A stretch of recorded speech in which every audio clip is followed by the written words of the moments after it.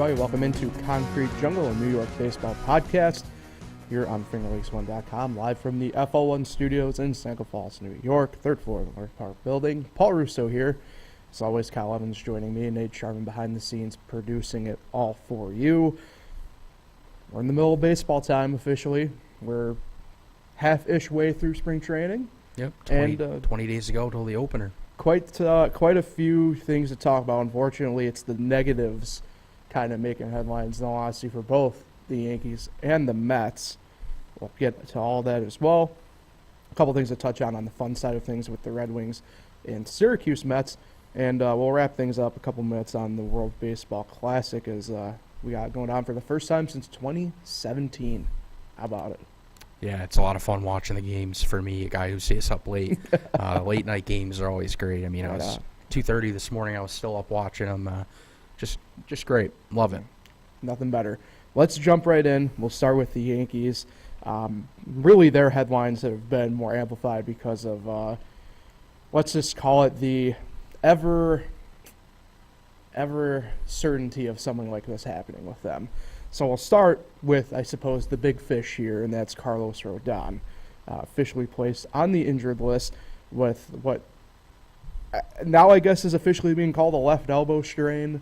I've heard everything from forearm to general arm, but formally it was labeled as a left elbow strain. Not ideal, the type of injury that kind of gets you worried a little bit, in all honesty, kind of moving forward. However, he did not seem to put too much even weight into it because he is quoted as saying the other day, "I'm not here to pitch until the All-Star break. I'm here to pitch well into October." If this was down the stretch, yeah, I would be going for sure. If it's October 5th or the ALDS, I'm taking the ball. So I like the mentality, but not the best, I'd say, start to his Yankee career. Especially to a guy that you gave quite a bit of money to, and it seems to be a thing with the Yankees where they make a trade for somebody or they give somebody money and big-time money, and they kind of just immediately get injured. I mean, I think of Jacoby Ellsbury, I think of Aaron Hicks, I think of Luis Severino. Just it seems like this team is constantly being hit with injuries, and people are going to say that, other teams deal with it too, but, I mean, you and I know it seems like for the last 4 or 5 years, this team really gets hit with the injuries. It's not just a couple guys. Right. Is expected back if things go according to plan within really a month here. We're looking at mid to late April as the timetable return for him.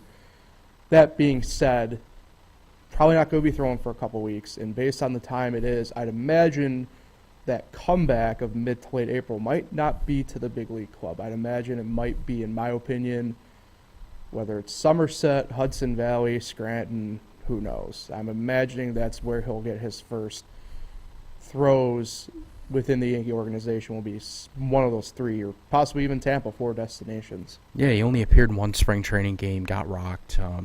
I mean, he wasn't even built up yet. I think he only threw like 40 pitches. So, yeah, I agree. I don't think when he's healthy, he's just going to come right back up to the big league club. Yeah. I think there's going to be some rehab starts in there, wherever that will be. But, yeah, I guess it's good that it's happening now, right? Then, September or even into October. But it's still a little concerning, as you said. Let's continue on the injury bug, unfortunately, here. Like I mentioned, it's pretty much the name of the game here. And before we jump to the full-fledged here, I did want to talk to you for a second. I kind of forgot about it. Frankie Montas, kind of admitting that probably wasn't healthy when he got traded to the Yankees last trade deadline in 2022. Quite the interesting deal there, which segues into his fellow former Oakland A who got traded over with Lou Trevino, as he is one of the other multiple Yankees who have been dinged up here now in spring training. So Lou Trevino, elbow ligament sprain, looking like maybe May. Tommy Kahnle has bicep tendonitis, looking sooner for a return for him, more than likely sometime in April. And then outfielder Harrison Bader, a to be determined return. He has oblique discomfort. What is going on here with the Yankees? Yeah, the bullpen obviously is taking a little hit with those two injuries. Like we already mentioned, the starting pitching. Now Clark Schmidt and Domingo Germán are probably going to go into the rotation, which means there's probably going to be an extra spot or two in the bullpen for somebody to make it that we probably didn't project before these injuries. So I think that's kind of interesting to watch throughout spring training to see what guy kind of makes the roster. Obviously, I think Greg Weissert probably was going to make it anyway. So there's been talk about a guy like Jimmy Cordero or somebody somebody like that to make the team. So I think that's another interesting thing to watch. So you're thinking, and this goes back to our discussion a month or so ago about Frankie Montas, you're pretty sure everything will remain in-house in terms of replacements and kind of next man up mentality. Yeah, I mean, maybe they go out and sign someone to a minor league deal, but I think, I don't know, I think they're okay with Schmidt and Herman at least to start off the year, but say they find out like Rodon needs a surgery or something done, then maybe they look for something. But I think we kind of talked about it. Is there really a guy out there that you would go and acquire that would pitch better than Schmidt or Herman? I don't really know if there's too many options out there. I think people have mentioned on Twitter Dylan Bundy. Is he still a free agent? I thought I heard. Yeah, he is. So I guess maybe you could look at a guy like that. But other than that, I don't know unless you have some names. I don't really know who you could acquire that would be better than those two. Yeah, I mean, I think we kind of expected Herman anyway to be in the Yankee rotation of some form. Yep. To go back to him. Yeah, I mean, the Dylan Bundy one is interesting, and I think it's a name that might pop up as well for the Mets potentially here, as we'll get to, only because of what they're dealing with in a similar fashion. Not as, I'd say, deep as the Yankees at the moment, but certainly they're, one of their free agents, and like I said, we'll touch on that, getting dinged up as well. Listen, I don't think this is going to happen, and I don't think it'd be the right decision, Mm-hmm. but I have seen it, so I'm going to say it. Nothing from like a report or anything, but fans. Mm. Trevor Bauer is what Yankee fans are saying. No. I don't think it's going to happen. I wouldn't be happy if it happened, but that is a name, I guess, that now that his suspension's over, he is out there. I mean, I don't think Cashman would do it, but I mean, with them, you never know, I guess. But yeah, I think there's also a reason why he still hasn't been signed. Yeah, I mean, it's pretty obvious, right? I mean, but I also I don't think his major league career is over. I just don't think he's being signed right now. I have a hard time believing somebody really picks him up this year. But the tough part about baseball, I mean, I guess it's really any sport, to be fair.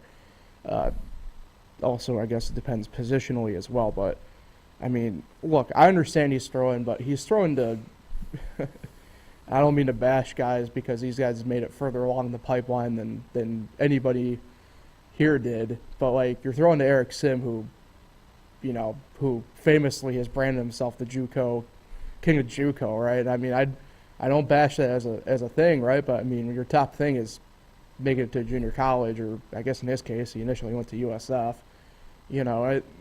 It's not the same as seeing, Aaron Judge, Pete Alonso, Mike Trout. You're the guys who you need to get outs on, when it comes down to it. So. I don't know. I unfortunately do agree with you. I don't think he should probably be playing professional ball again, but yeah, I mean, he will. Somebody will do it. I mean, that's just the way sports are. That's the way big business is. So, yep. I mean, look at Domingo Germán. He served his suspension for what he did, and he's still a Yankee. Right. You look at like Chapman when he was there, he did what he did, and he was still a Yankee. I'm not saying I'd be in favor of Trevor Bauer. I'm just saying like that option is not impossible. It could happen, but I don't think it's likely.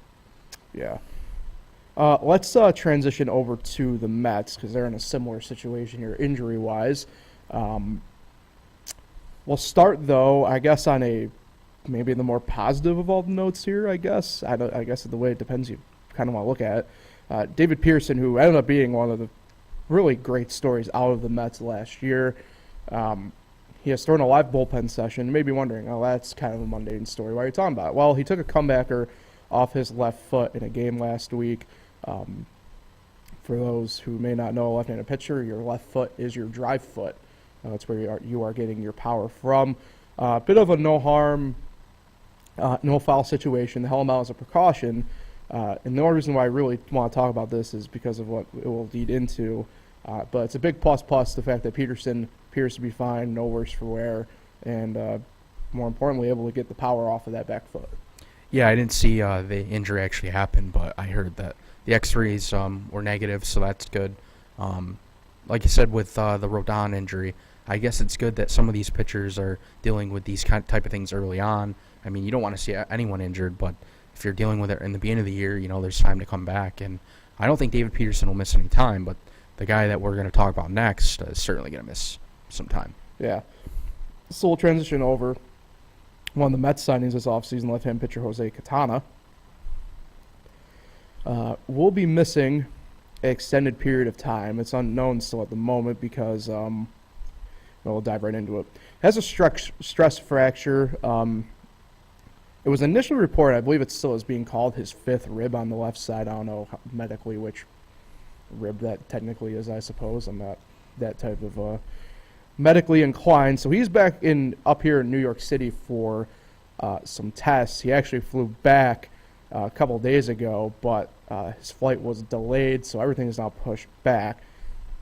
Timetable for this return is still to be determined. Rib injuries are really interesting because although even for pitchers it isn't a necessary what I would call place of emphasis, if you will.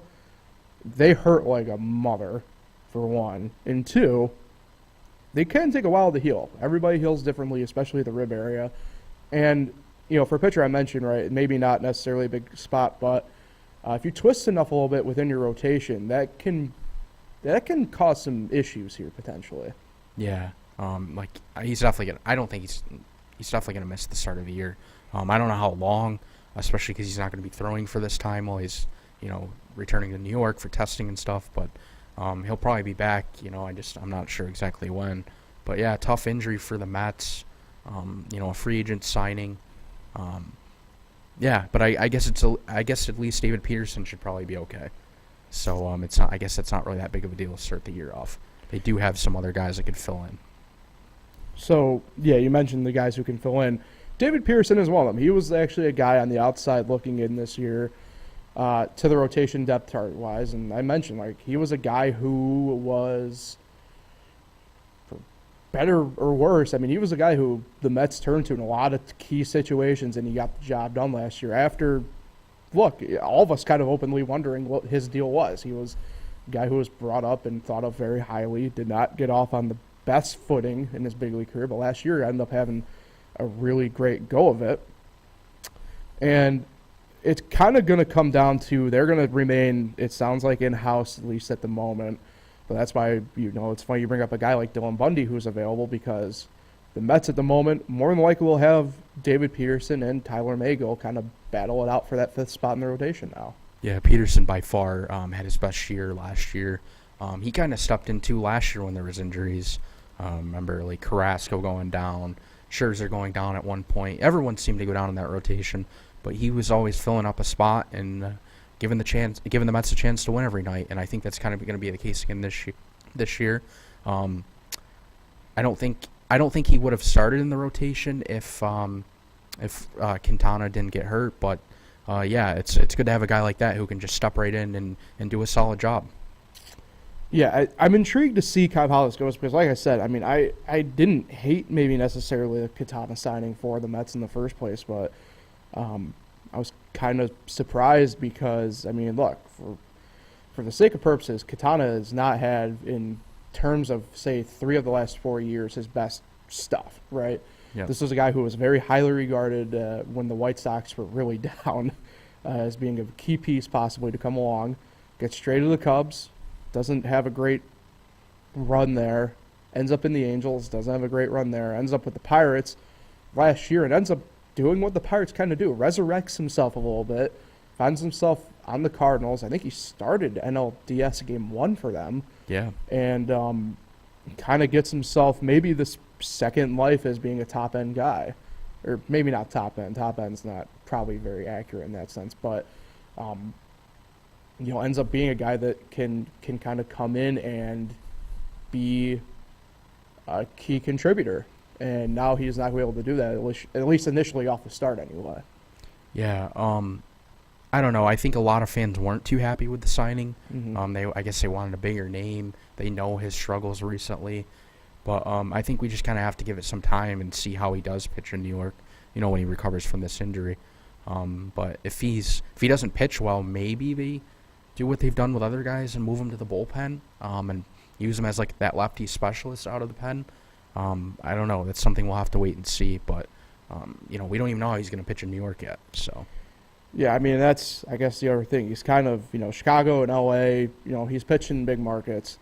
But, like I said, he's kind of, after the White Sox situation, he's been at the back end of really this deal. And I guess whether or not, like, he ends up kind of contributing out and finding out, where he goes, we'll really find out.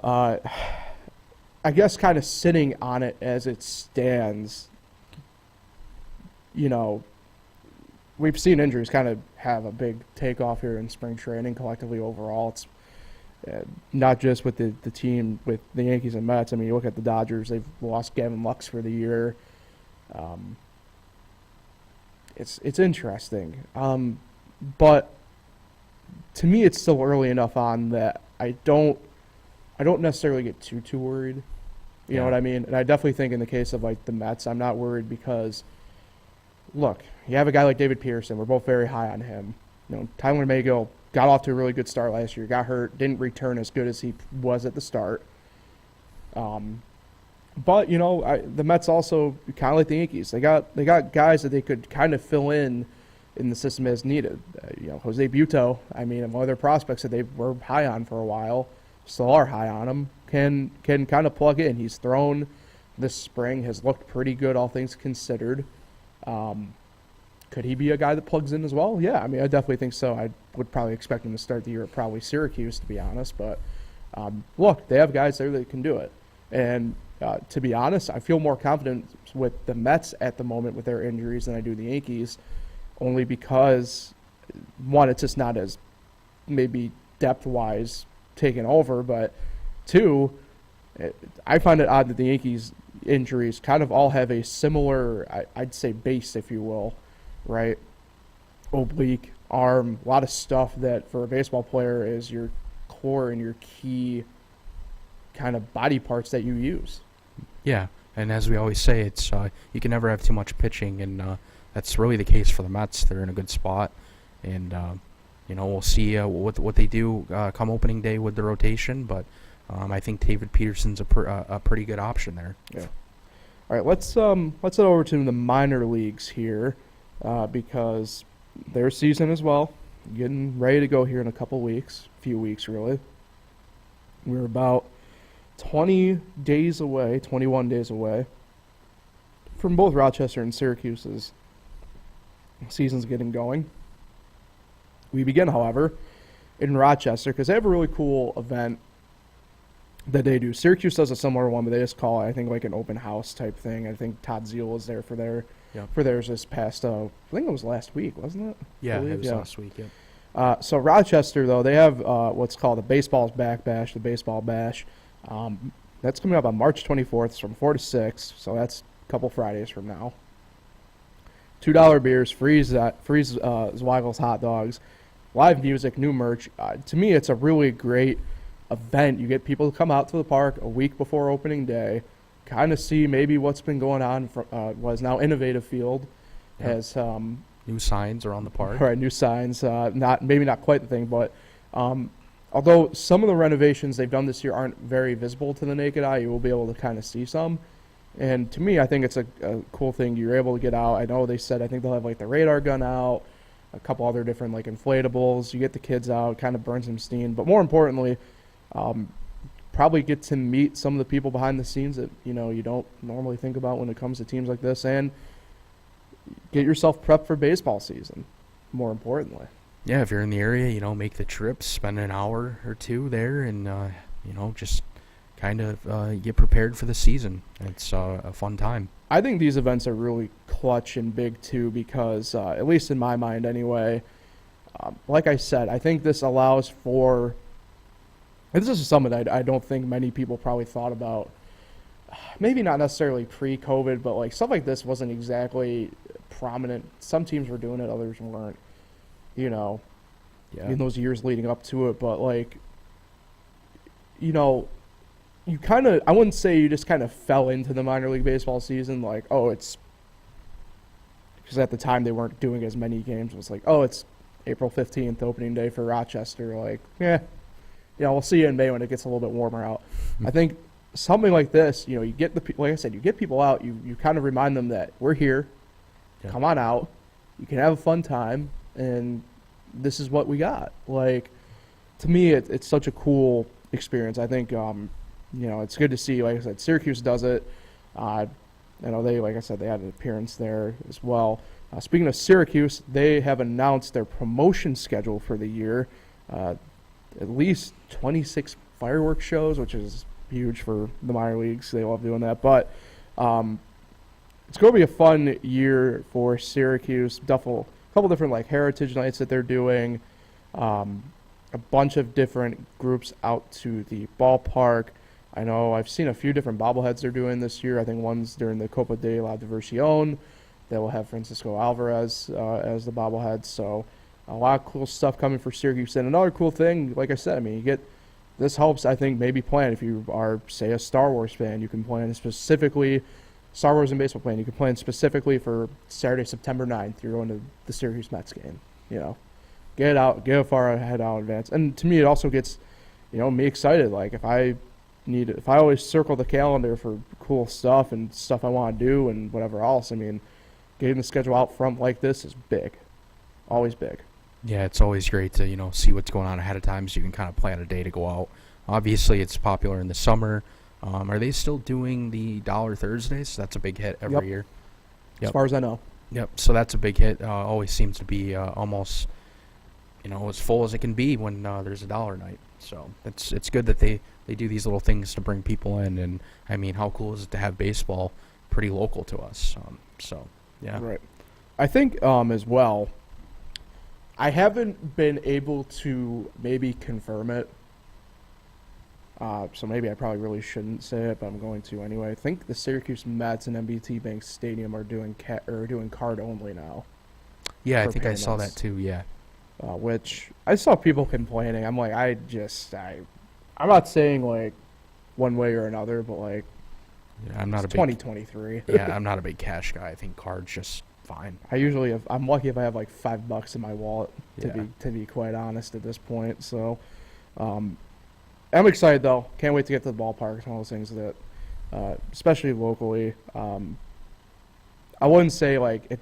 I don't mean to phrase it like this, but like you get stripped of a couple other minor league teams around here, like Auburn and Batavia, and both of them have baseball. So I don't discourage people from going. I encourage people to go watch those collegiate summer leagues, but still having now it's just one of those things you really look forward to going to Syracuse and Rochester.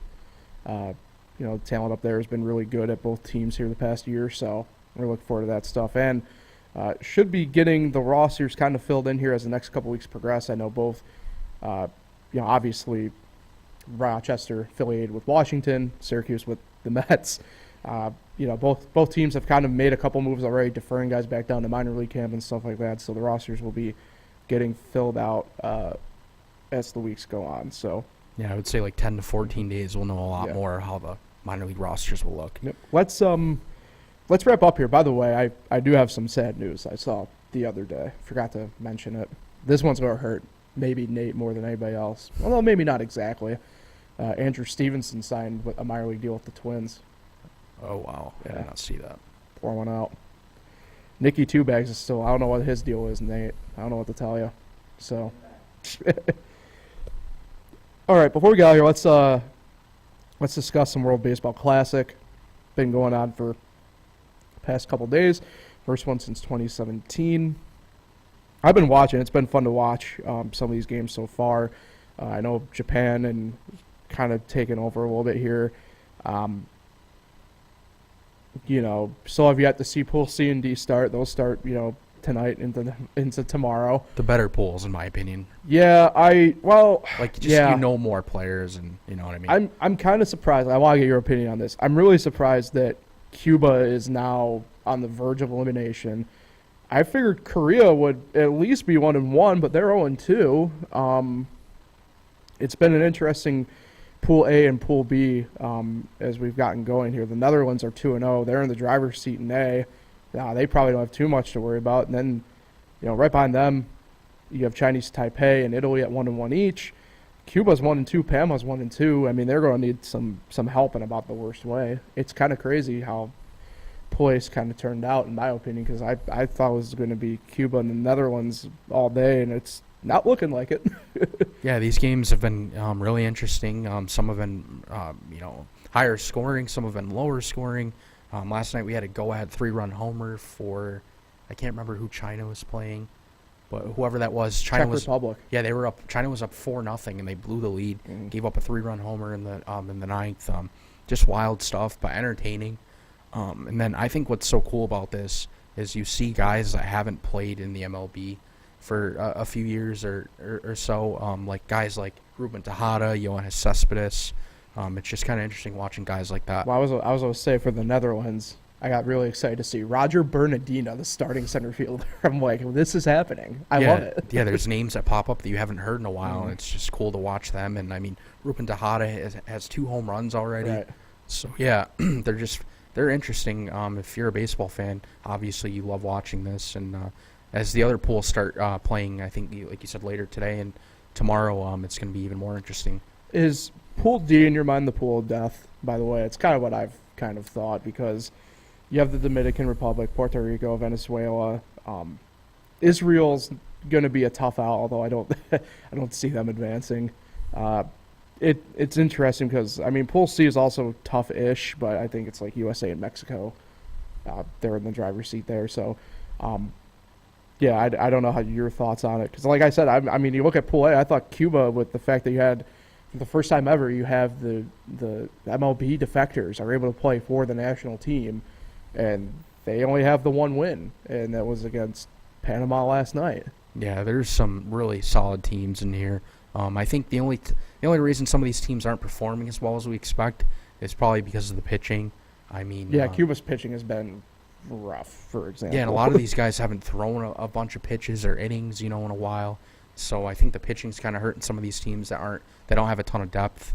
But I mean, you look at like USA, Dominican Republic, some of these teams. I mean, when we see them start playing, they're pretty stacked. A lot of offense. I was gonna say, speaking of stacked, what are your thoughts on the fact that we see so many major leaguers this year across the board, not just for the USA, but like Canada, Italy. I mentioned Israel, Dominican Republic, Puerto Rico, Venezuela, Colombia, Australia and Japan, obviously Korea, Italy, Netherlands, Cuba. I mean, they all have.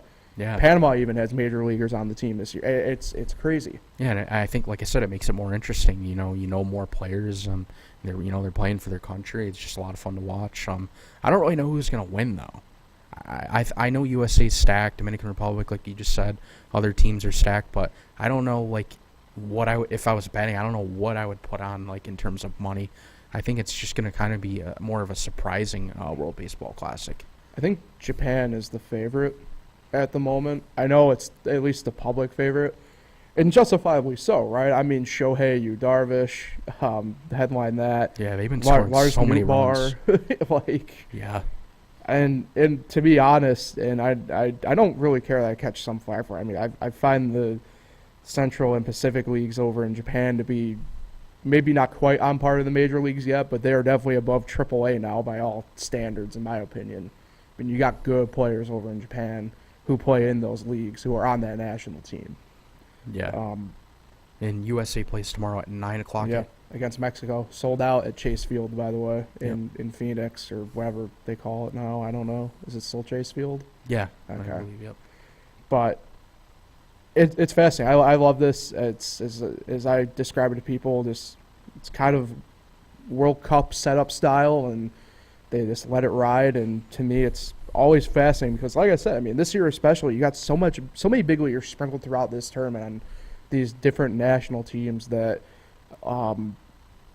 anything can happen. I mean, before I went to sleep last night, I was watching the Panama-Cuba game, and Christian Betancourt, who is catching, by the way, for Panama, picked off a guy at second base. Yeah, and he's been hitting the ball. I think he has 4 or 5 hits already and like 12 at-bats. At a field in Taichung that is been notably hard to hit in, and is known to be hard to hit in, especially during the day.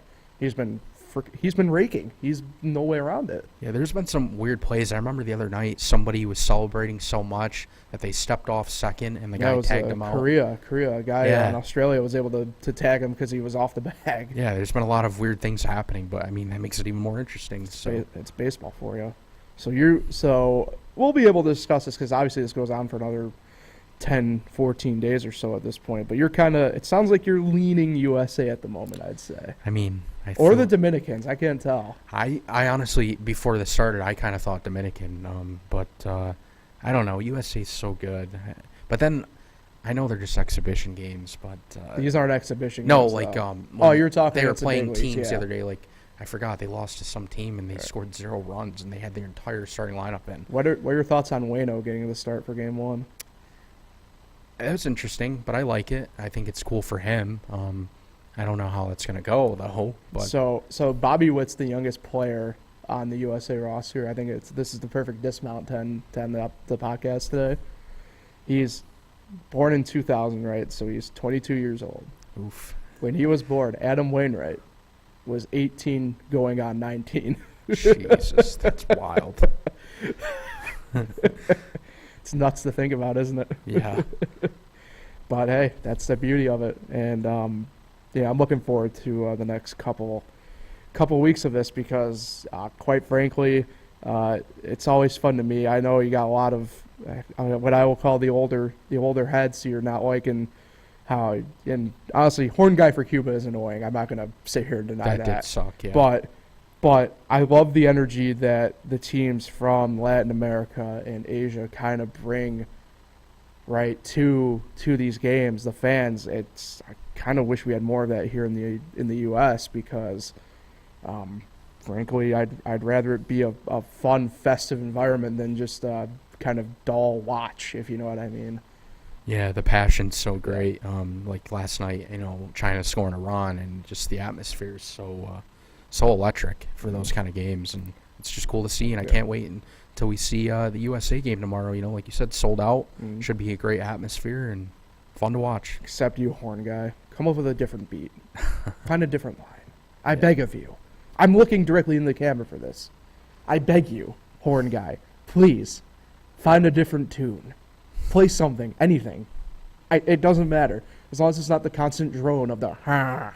Reminds me of Oakland. Remember those West Coast games when the Yankees are out there and it's constant throughout the entire 9-inning game. Someone should bring a trumpet, like Timmy Trumpet. Well, he's kind of busy for Puerto Rico, so got both, Diaz brothers pitching for them. So before we get out of here, we do have an update on Harrison Bader. Oh, breaking news! He's expected to start the season on the injured list. Of course, oblique strain. No exact timeline yet. Should know more tomorrow, but they'll be without Harrison Bader, which makes Aaron Hicks definitely starting in the outfield. Damn it. But does that mean he shifts over to center and Oswaldo starts in left, Judge right, and then Stanton DH, and then they kind of shift around as the games go on? So maybe that's good for Oswaldo. I mean, we don't want to ever see injuries, but maybe Oswaldo gets to start in left field on opening day. Or is this where Ortega comes in? Yeah, he's been playing well, actually. Who's Ortega? And there's another guy that's been playing. Willie Calhoun is there. Who's the other guy? I think there's one more. Is it Hermosillo? However you pronounce it? Yep, outfielder, yeah. Yeah, they got some depth in the outfield, so as much as this injury sucks, I think they're in an all right spot, at least to start the year. Hopefully he doesn't miss too much time, though, because, he's a great defender. Yeah, agreed. Definitely agree with that. But yeah, we're still 20 days away, and I mean, look at all the injuries already. How many more are we going to have coming? They said the other day Nestor Cortez was a little bit behind, in his schedule because of the hamstring. Imagine if he doesn't start in the rotation, somehow he misses the beginning of the year. I mean, they have 2 guys in the rotation. And then, Severino with his injury history. I mean, that rotation could really take a hit if these guys don't stay healthy. Yeah. Agreed. All right. So let's get out here before we drown ourselves in negativity too much at this point. So appreciate everybody for tuning in. You can make sure and catch up anytime in Concrete Jungle on Spotify, Anchor, YouTube, fingerexcellent.com. That's where you can find us for that. So for Kyle Evans and Nate Sharman behind the scenes, appreciate the hard work he does. Paul Russo, thanks for watching, everybody, or listening, and we'll talk to everybody later.